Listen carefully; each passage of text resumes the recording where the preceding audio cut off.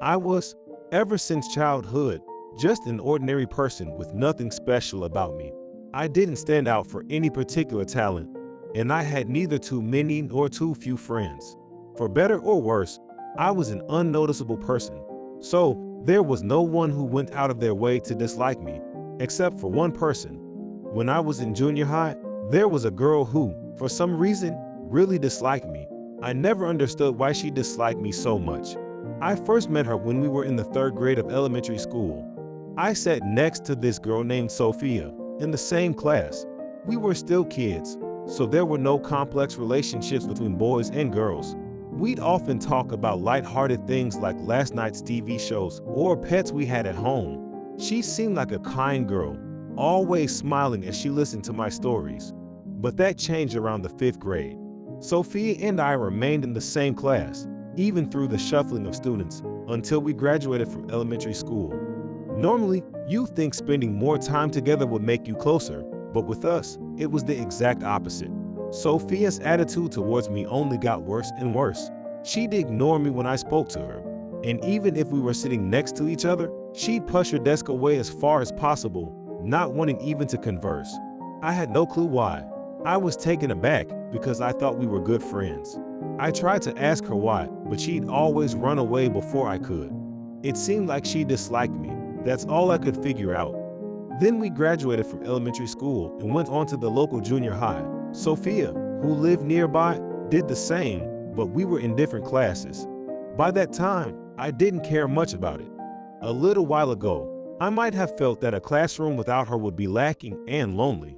But after 2 years of her treating me that way, I think it's only natural that I developed an aversion to her, even though I wouldn't say I hated her. So, I thought that not seeing her face would be better, as it would keep me from overthinking things. In the end, just as I expected, I gradually stopped caring about Sophia. And by the time the summer of our first year in junior high came around, I'd almost forgotten about her. One day, while talking to a friend from the same elementary school, I heard something. Sophia was transferring to another junior high due to her parents' work. Is that so? That's about all the emotion I had for her at that time. She was apparently moving during the summer vacation, so the last time I'd see her was during the first term. We used to be so close, and the idea of saying some sort of farewell crossed my mind, but I ultimately decided against it. I figured she'd ignore me anyway, and since Sophia disliked me, it would only be a nuisance. That's what I thought. And so, I never spoke to her again, and we went our separate ways. When the summer vacation ended and the second term began, I peeked into Sophia's class. I knew it, but she was no longer there. I don't think I felt sad. She's really gone. That's about all I thought, and after that, I never expected to think about her again. 15 years passed. I graduated college and got a regular job. With nothing special about me, working as a company employee seemed to suit me best. I still don't think I have any outstanding talents or charm, but I feel like I've been living a fulfilling life in my own way. Hanging out with friends was fun, and I worked hard in my studies. But my only worry, even in my 30s, was that I hadn't managed to find a steady girlfriend. People around me were getting married left and right. I was feeling the pressure. I never went out of my way to tell others, but I did consult with close friends a few times. Why do you think I can't get a girlfriend? I can't change my face, so I can't help that. But I do pay attention to my appearance and feel like I'm trying in my own way. That's why I felt a limit to what I could do on my own and sought advice. It's because you're dense. A friend said with an exasperated look. There's no one else as oblivious to other people's affection as you. Apparently, there were people who had feelings for me, but I didn't notice at all, and they gave up on me. Of course, I didn't think that was the only reason I couldn't get a girlfriend, but I did feel like it was something I needed to fix in terms of romance. That being said, if it was something I could fix by being careful, I wouldn't have been struggling in the first place. To begin with, I've got a job in what you might call a demanding company, so I didn't have the luxury of dating. Every day, from early morning until late at night, and sometimes beyond the last train into the wee hours, I worked tirelessly, even sacrificing sleep. So I had no time to enjoy my private life, nor did I want to. That was the daily grind. At first, it was tough, but gradually I became numb to the sensation. And before I knew it, it wasn't painful anymore. This had become my daily life. But it was only a matter of time before my body would give out. And then one day when I reached my limit, I found myself in an unfamiliar bed. I tried to move, but my body wouldn't respond. Startled by this, my mind began to catch up. Where am I? Luckily, I could move my head slightly and looked around. The room I was lying in had almost nothing in it. The majority was just walls with no windows, so I couldn't see outside. But the room's ambience made it somewhat clear that I was in a hospital. Why I was in a hospital, I couldn't quite remember since my head wasn't working properly. While I was pondering this, a shadow appeared behind a closed curtain. Are you conscious now? I heard a woman's voice. As usual, I tried to say yes but couldn't quite get the word out. However, I managed to answer in a raspy voice, and she said, I'll call the doctor right now. And quickly left the room. Afterward, the doctor that the lady brought explained the situation I was in. Apparently, I collapsed suddenly at work and was rushed to the hospital by ambulance. The fact that I was standing and working was alarming enough, as a serious illness had progressed, and had it been discovered any later, I could have been in danger. They operated immediately, and somehow I ended up in the ICU. After a period of hospitalization and improvements to my diet and meals, I was told that I could be discharged. Then the doctor left the room, and I was alone again. A room with nothing in it, a boring time when nothing could be done. At first glance, it seemed dull and uninteresting, but for me, who rarely had any breaks, it was a welcome rest for my mind. However, that was only at first. Living in a hospital room with no view and nothing to see, not knowing when it would end, would be stressful for anyone. But since I couldn't stand or walk, all I could do was endure this stress. Even though once discharged, I'd be back to my workaholic life. That thought left me without hope for the future. For me, the only change of pace was conversations with the nurse who came several times a day. Most likely, daily chats with the nurse of around my age were my only joy during those days. I hadn't talked to people my age in what felt like forever since I had so many bosses at work. But the nurse could only stay in the room for less than 10 minutes. My limbs still couldn't move freely, so there was nothing to pass the time with, and the same daily routine was truly painful. I think this feeling of depression was largely due to the lack of windows in the room. There is a small window, but just one. But that window faces the hallway, and all I could see from it were the doctors and nurses busily working. The room has lights on, but it feels dim compared to natural sunlight. I want to see the outside scenery. Before I knew it, I started to feel that way. To me, who wanted to see the outside world, the window in the intensive care unit was no window at all. Then one day, my nurse came to me and asked, Is there anything you'd like me to do for you? Though she's the nurse I always talk to, I felt strangely nostalgic at that moment. I wanted to go outside. I wanted to see the outside scenery, but I knew that these wishes could never come true since I couldn't leave this room. If I said something like that, I might trouble the nurse. As I hesitated with that thought, You can tell me anything, whatever you're thinking. the nurse said to me, her voice feeling incredibly kind.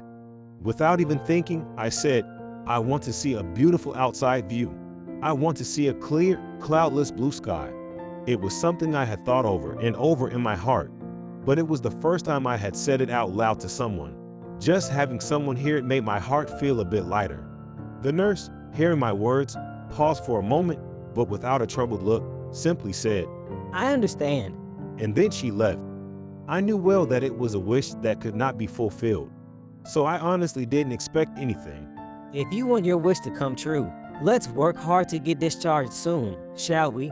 I thought that's what I would be told tomorrow. That's what I was thinking. And the next day, I woke up at the usual time. But through that window, there were no doctors or nurses busily moving about. Instead, there was a beautiful sky, a clear, cloudless blue sky. At first, I was surprised, wondering what had happened, but I soon realized that it was the nurse who had done it for me. She had pasted a photo of a clear blue sky without a single cloud on that small window for me, who couldn't go outside. It must be a picture from a calendar or something like that. It really looked like the view from a window. Before I knew it, tears were welling up in my eyes. When's the last time I was this moved?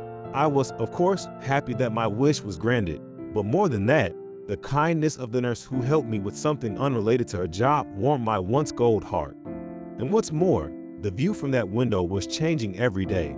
Sometimes there were impressive white clouds in the sky, sometimes a beautiful sunset, and even times when there were views of a tropical blue sea and blue sky. Many beautiful landscape photos were placed in that window to show me the scenery. Several months have passed since then. Since that day, my condition seems to be improving steadily. Soon, I'll be able to move to a regular ward, and being discharged doesn't seem like a dream anymore. I can see the real sky from the window. I can move freely and go outside. I was truly happy. Moreover, with a more positive outlook, I had the time to slowly think about my life. As a result, I had made up my mind to quit the company where I was working before being hospitalized and start fresh. Now, I can have hope for an unseen future. All of this is thanks to that nurse. As I was thinking about this, I heard, What's the matter? the nurse asked in a gentle voice. Her voice, somehow familiar, was my only concern, the only thing bothering me. We might have met before, but even after retracing my memory for the past few months, I couldn't remember. So I blurted out, have we met somewhere before? Like some cheesy pickup line. Realizing how embarrassing my remark was, I stammered, clearly flustered. Then the nurse said something surprising. We have. I was beside you every day a long time ago. I was expecting a laugh or a strange look, but her unexpected response left me bewildered. Beside me every day? What does that mean? Seeing my confusion, the nurse, looking a bit impatient, said, You really didn't recognize me. It's Sophia. We were together until middle school. Don't you remember? I was at a loss for words hearing that, and memories of her flashed through my mind. I never dreamed we would meet again like this. I hadn't recognized her at all, even though she had been my attending nurse for several months. We were kids back then, and now she's an adult wearing makeup, so her whole vibe was different. But now that she mentioned it, I could see traces of Sophia's gentle voice and calm expression from when we used to talk and get along so well. After that, we talked about various things. After all, it was a reunion after 15 years, so we had a lot of catching up to do. But the thing I wanted to ask most, I couldn't quite get myself to do, feeling awkward. I should get back soon, or I might get in trouble. When Sophia said that, I finally remembered that she was at work right now. I'm sorry. When I said that, There's nothing to apologize for. I'm happy to have a proper conversation after so long. Sophia replied, smiling. So in the end, I decided to ask her one thing, gathering up the courage. Sorry, can I ask you just one thing? When I said that, Sophia nodded. Why did your attitude towards me suddenly change in elementary school? You suddenly seemed to hate me, didn't you? Sophia looked surprised for a moment, then, That's because I liked you. my mind went blank at the unexpected confession. When I realized I had feelings for you, I didn't know how to interact with you anymore. I moved away without having the courage to confess. I've regretted it ever since. So I was really happy to be able to meet you like this again. Leaving those words behind, Sophia left the hospital room. I was stunned by my first ever confession, and even though I knew we were talking about the past, it was still a shock to me. A few years later, after that, I was discharged from the hospital and was able to successfully return to society. She is in my home. After receiving a confession for the first time in my life, I fell in love with Sophia again, conveyed my feelings anew, started dating, and this year we're getting married. If it weren't for Sophia, I might not have been able to re-enter society and might have remained in that dark hospital room. Sophia lit up my heart in a way that made me feel that way. Like the bright and dazzling blue sky, I can't thank her enough. From now on, I thought I would do my best to make her happy.